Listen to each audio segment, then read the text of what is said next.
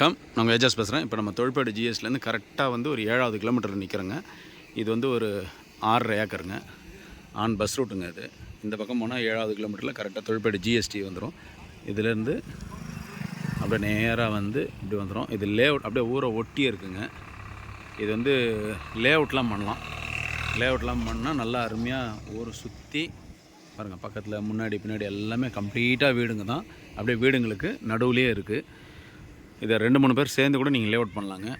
ஏன்னா லேஅவுட் பண்ணிங்கன்னா இங்கே இருக்கிறவங்களே வாங்கிக்குவாங்க. வெளியே ஆளுங்க வாங்கணுன்னு அவசியம் இல்லை. இங்கே இருக்கிறவங்களுக்கு வீட்டு மனை வந்து இங்கே ரொம்ப கம்மியாக இருக்குது. பட் இவங்க லேண்ட் ஓனர் வந்து அதை பண்ண மாட்டேன்னு சொல்லிட்டாங்க.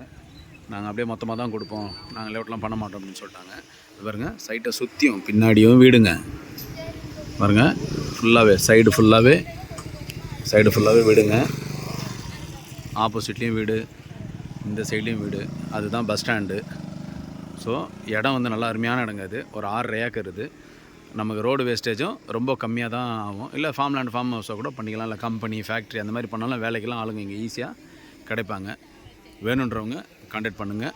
ஏன்னா ஜிஎஸ்டிலலாம் இன்றைக்கி ஒரு ஏக்கர் வந்து 4C போயிடுச்சு. உடனே இதுக்கு யாரோ கமெண்ட் போடுவாங்க, அவ்வளோ போதா இவ்வளோ போதா நீங்கள் இது பண்ணிடலான்னுவாங்க.